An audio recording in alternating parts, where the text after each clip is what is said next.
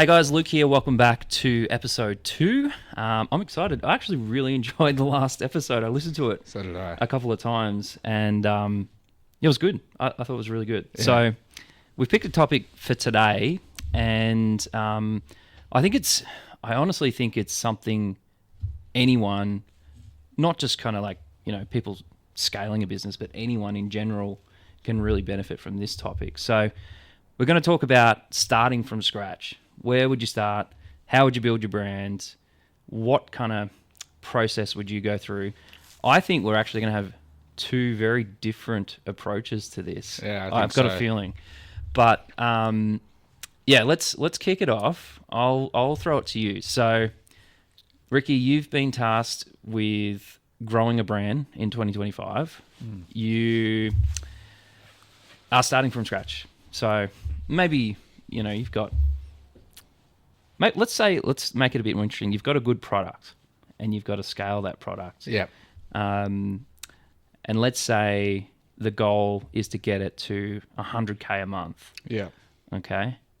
Where do you start? Where's the first step? Well, it's funny you say that, actually. Like, I am actually in the process of building new brands right now. So it was actually, I can actually give exactly sort of what I think the strategy that I'm going to do. Okay. There's one thing I've definitely learned. The key words that come to mind when building a brand is slow and steady to me. Yeah. And what I mean by that is, like, there are always those types of brands that just pop off, and whether it's in a SaaS brand or a D2C brand, whatever business that is. But most of the time I've always found that, for me, I think the best way is slow and steady. And so with that strategy in mind, I've always found that the best way is to build organic content and build an audience, like a following. And usually it's more, you build it, like, let's say, if for me, which is a new D2C brand that's going to be around women's pajamas, that I'm planning to scale over the next 1 to 2 years, that I'm going to be very focused on Instagram. And so as a starting point, getting the product, great samples, photography, really building out the great branding, and then people are attracted to that if the product is good. Yep. But as I said, like, sort of for me, more the slow and steady. I'm very, by default, as like, from our last episode, we're both marketers. My default is, I should just spam ads. Yep. And there's a big part of me that wants to, it's not hard to get all the integrations and get Facebook ads and Google ads underway. But when you look at the fact that, and I am planning to do that, but what I always find is, like, I look at, one of my team members said, like Kim Kardashian, I think it was, just released another new brand. Yeah. I can't remember what it was called. And, it just popped off. And all it was because she just one of the biggest influencers in the world, posted about it. Everyone loves her. Anything she promotes will just go through the roof. That's right. And that's what comes about, that, when you think about it, that she's able to get that. But that's taken her decades of building up a personal brand where she's just so well loved and cherished by.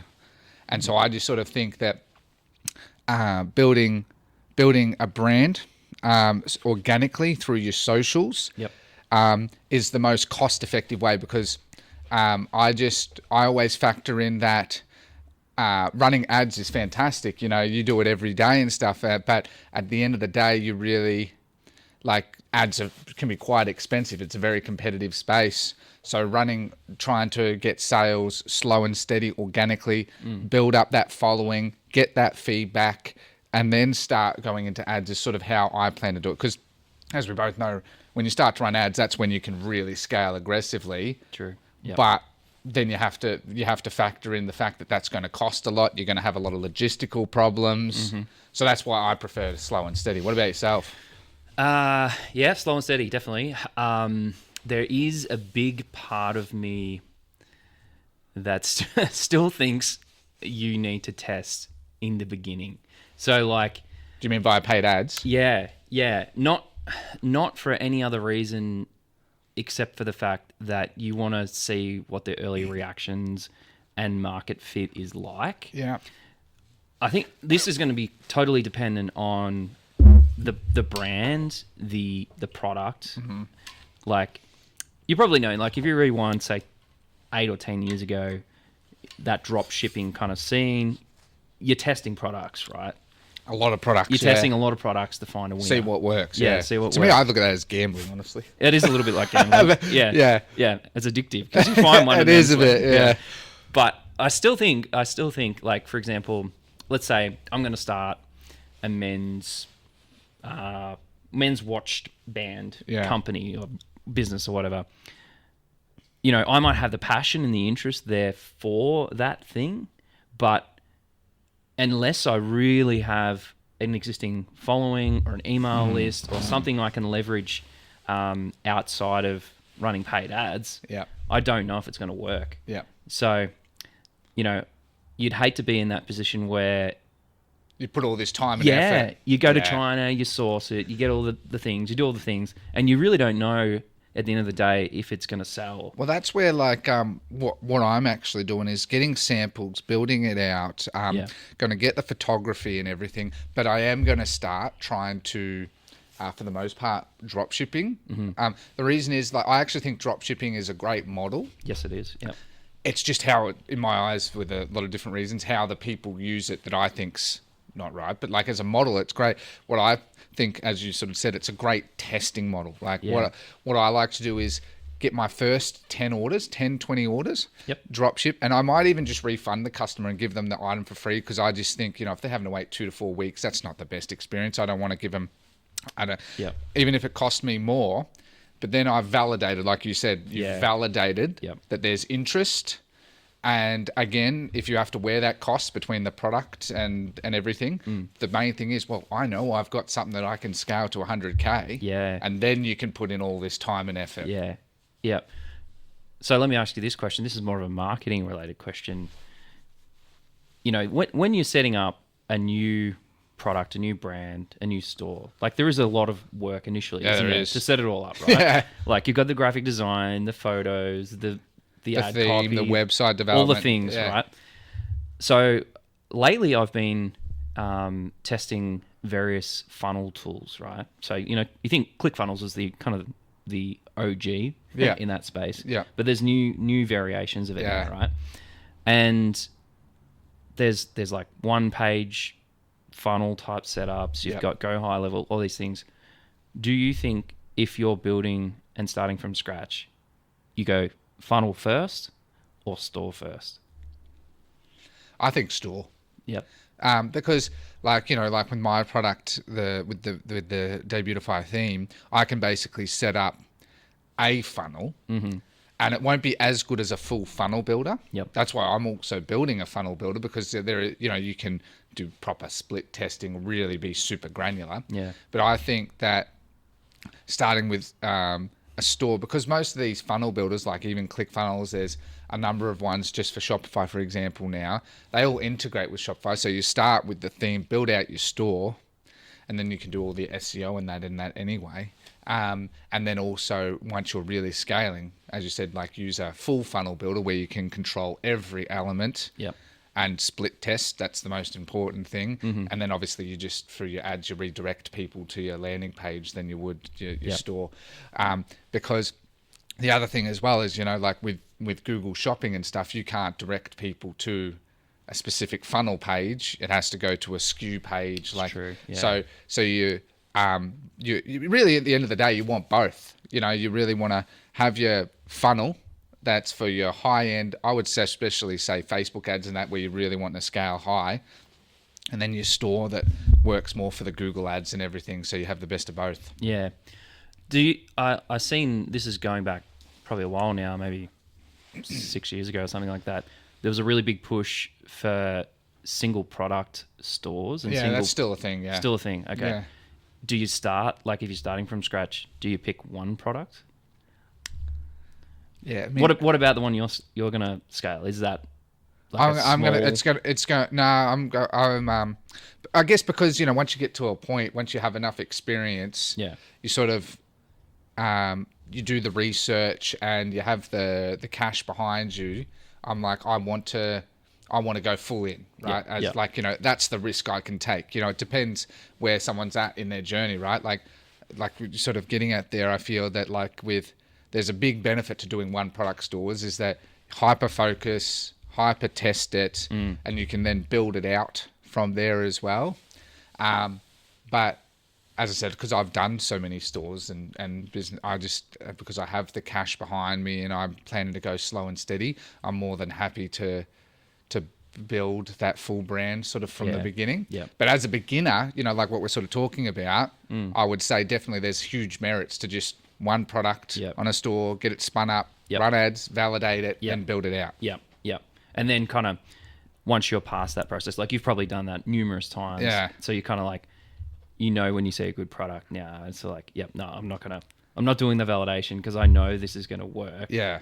So then it's kind of like, it's almost like two phases really, isn't it? Yeah. It's like that first phase, validation. Is this going to work? Yes, it is. Boom, go in, full-fledged. Yeah. All your Instagram. Is TikTok a good channel for the organic stuff, do you think? I know a number of brands that have grown significantly just from going viral on TikTok. Yeah, right. This lady, even in Melbourne, her product's now in Chemist Warehouse. Wow, just from TikTok. Yeah, and it's some cosmetic item. I can't remember exactly what it was, but yeah, she actually got invited as well to the annual TikTok thing here in Australia, and she presented because she just was so good at going viral on TikTok. Wow. So it does work. It's just generally it's Instagram. Yeah. TikTok's, I think, growing, but obviously that's the thing, isn't it? You need to know, as well as from your research, you need to know your ideal customer profile, and from that you need to know where they are. Yeah. Yeah. Very true. So if you look at it entrepreneurs, you'll find a lot of entrepreneurs mainly would use LinkedIn, YouTube. I find a lot of the time, and X, pardon me. Whereas if you find a retail customer, let's say for a D2C brand, you'll find, I've spoken to heaps of women, for instance, they never use X. My wife never uses X. I think I've used it maybe twice. Yeah, women so different platforms. If you think of AI, right? Yep. AI, X. Because Elon Musk is pushing so hard for it. Yeah, and also because people follow him because he's seen as this futuristic man. Yeah.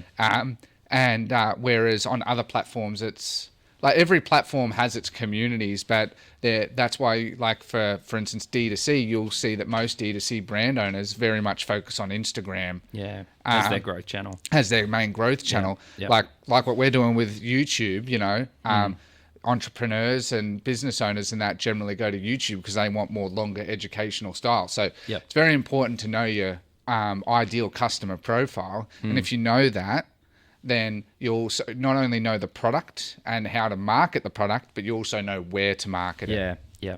It's super important, isn't it? I don't know if you've noticed, but I feel like YouTube as a channel is moving more into that kind of product sales. It really is, as well. It is. Really trying to push a lot of affiliate deals, aren't they? Yeah. And it's kind of a subtle shift, I think. It's kind of in a way, they've thought about it. They've we don't want to just go full ham into just shopping and pushing products. Now it's kind of you'll see products, even I think I seen one the other day that might have even been a mid-roll type thing where you could click and look at the product and stuff. Oh, really? That. Yeah. So fully integrated into the ad. Yeah, and even more so, it's coming in the very near future where AI will give you the ability to, you might be watching a video where it's I don't know, something about a pair of shoes, Nike lace-up shoes or something like that,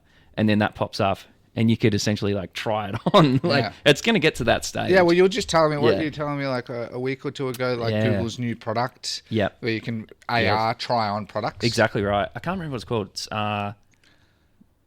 it doesn't matter, but it was such a cool idea. Oh, it's amazing. There's a video of Marquez Brownlee, right? He's a tech YouTuber, and he takes a photo of himself and then has the ability to upload that to this channel, to this app, and then can literally swipe between pieces of clothing, and he'll actually be wearing that piece of clothing In live time. in live, and it looks really good. Like it's Yeah. not like a botched Yeah, kind of yeah. like It looks like it literally is sitting on you. Yeah. Like it's real clothes. yeah. And Wow. it's so funny because he had like a red dress on, and like it actually looked like he had. So it even had like the crinkle and everything. Like yeah, as and all in- the cutouts were perfect. Wow.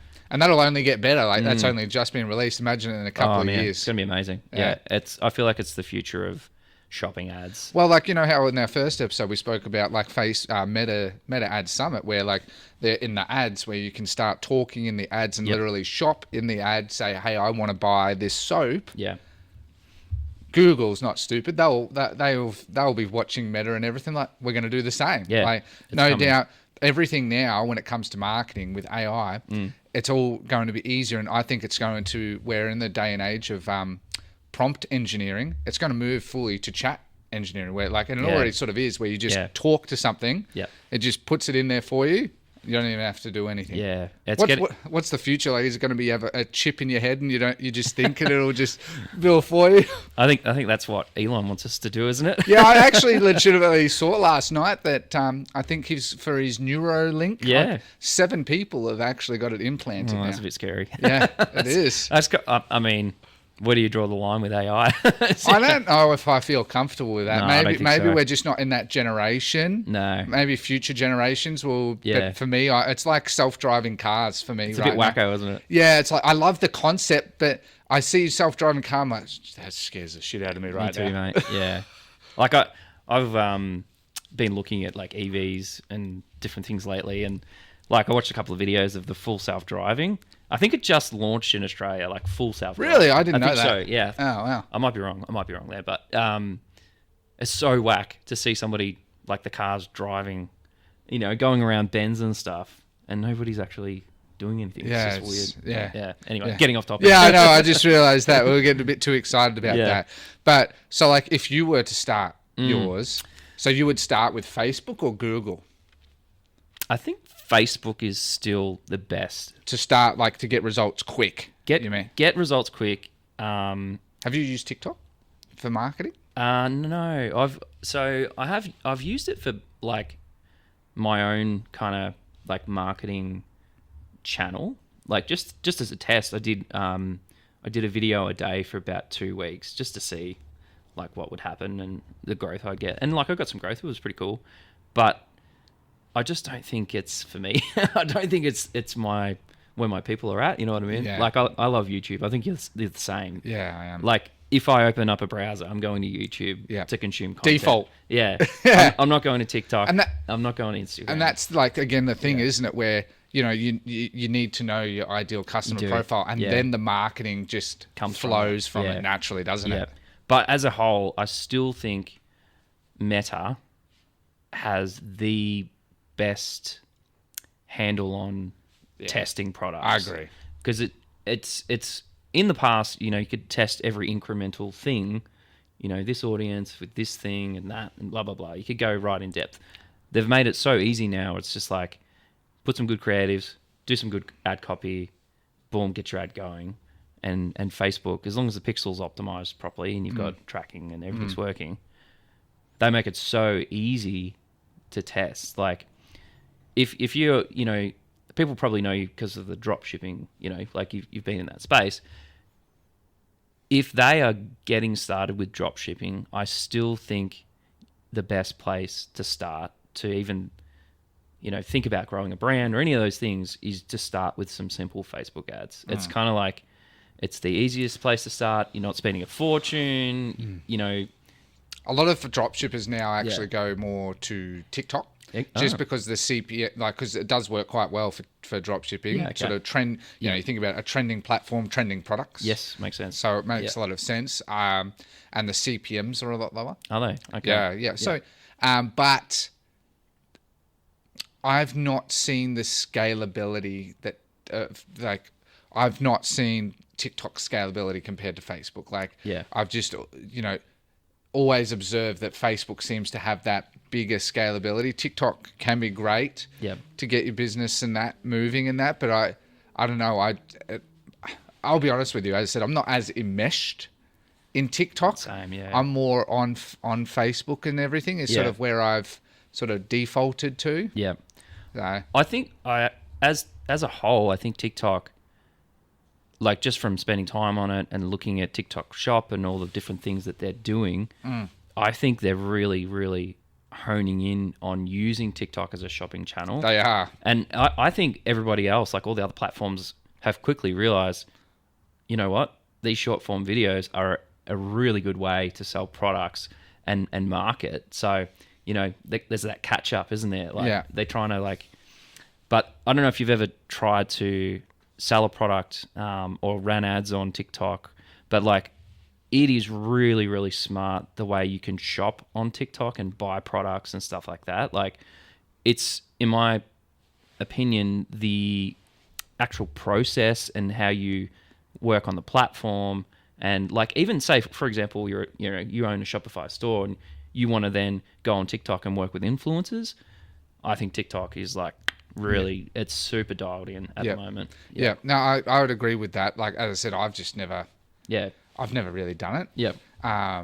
Just because I've focused more on other platforms. But like, you know, I see heaps of people making a lot of money just Yeah, definitely. doing, what is it, like the affiliate deals Yes. where I don't know fully how it works logistically, how they do it, but they're basically doing affiliate marketing. Correct. And they make a lot of money. Oh yeah. So it's definitely working. And I definitely think that Facebook and that are going to try to leverage a bit more of that idea as well, because it's been extremely successful for TikTok. Definitely. Yeah. There is, maybe we should make that the topic for next one. Do you Yeah. think? Like TikTok Shop as a Yeah. whole. Yeah, because I'm the same. Like, I looked into it. I'm like, man, this seems like a really good opportunity. Like, you know, all you do is you get the product from the vendor, you make a couple of videos about it, and if you get a sale, it's like you're making commission and stuff. It's a pretty good deal. It's not available in Australia. Isn't it? Only No. US? Big bummer. I think it's US, UK. Yeah. Yeah, I think it'll. Well, probably, no doubt they'll come to Yeah, Australia. no doubt, We're yeah. big spenders. Yeah, absolutely. Yeah, we love to buy crap. Yeah, cool. All right, let's make that topic for next one, Yeah. podcast 3. So let's recap. You're starting a brand. You want to scale it quickly. You're starting from scratch. Your go-to is start with your organics, gain that following, and go from there. Yeah, as I said, I just think that that's the better way, because then starting with it organically, it is, you know, like it does mean that, you know, you're not going to expect results or anything straight away, but you can get feedback from people, initially really improve your product slow and steady, build out your brand, build out your channels. Yep. And I guess I'm more looking at it also from the perspective that I'm factoring in that, you know, most people start in their business, you don't have a huge amount of money behind you, do you? You know, Yeah. if you had unlimited money, you could just skip 20 steps and you would That's just right. go. Yeah, just throw money at it. But if we're looking at it from an average Joe Blow that's trying to work in a 9 to 5, trying to turn a side hustle into a real business with a limited money and time, that's why I just prefer the slow and steady. And for me, if I'm just to be honest, a big part of it's also just because I'm busy as it is, and it's just less stressful in terms of, rather than trying to go gun ho on a million things to try and get the business straight up like that, which is definitely feasible. I just, for me, align to slow and steady for me with my personality, and that it just allows me to that's just my approach personally. Yeah, it's good. It's a good approach. Yeah. And yours? Yeah, same thing. Like I definitely, like if you gotta commit to it, don't you? Yeah. Like that's probably the big thing. Yeah, it is. It's not the marketing strategy. It's not the store, and it's not the theme. It's none of that stuff really. It's the commitment to making it work. But I still think if you're just not sure, like, you know, you might have a great idea for a product. There's still just that. You might just say, I'm going to spend $1,000 and I'm just going to test this thing. And then you sell 20 products, and then you, like you said, you give them a refund, but you've proven that it works. that it's a fit. Yeah. I think, and then it's like, yep, cool. This works. Now I'm going to go organic. I'm going to, you know, that's probably my approach. Yeah, no, I definitely agree with that. Like, especially if you wanted to test really fast. Yeah. As I said, for me, because, as I said, I've just done I just like to do a lot of research up front. Yep. That's why I know that there's that product market fit Yep. already. Yep. And then it's just a matter of then the marketing. Yeah. And obviously I could be horribly wrong still at the end of the day, but that sort of eventually, you know, like anything, you get to a point where you can just, you know, we're marketers, right? You can look at a product. You do, yeah. And you can be Yeah. like, I can see the market fit for this. Yeah, you can. Yeah. Yeah. But as a beginner, like, you know, your strategy, I think, is definitely better as a beginner in terms of you want results quick, you want validation quick, you want to learn quick, and Yep. then build it out. Yes. Yeah. So both work, and it really just, I think it's actually really good we have both, because mine is, I'd say, a bit more of an advanced Yep. one, Yep. whereas yours is more like Beginner friendly. bit more Yeah. beginner friendly there. Yeah. Yeah. Yeah. I think that's a really good approach. All right, let's wrap it up. Awesome. Podcast 2. That went by so It quick. went so quick, didn't Yeah. it? So I'm looking at the time, it's already 25 minutes. Oh, wow. Yeah. All right, let's talk TikTok Shop on the next one. Yep. And where can people find us at the moment? What channels are we on? Well, right now we're on YouTube, Spotify, and Apple Podcasts. We've just released our episodes there. Yep. And we're soon going to start being on Instagram and Nice. Facebook and stuff. We're slowly building that stuff out. Yep. Hope that everyone likes the new setup. It's pretty cool. I like it. Yeah, I think it's going to be cool. Yeah. All right, awesome. Let's do it, mate. We'll chat next time. Yeah, no worries. Thank you.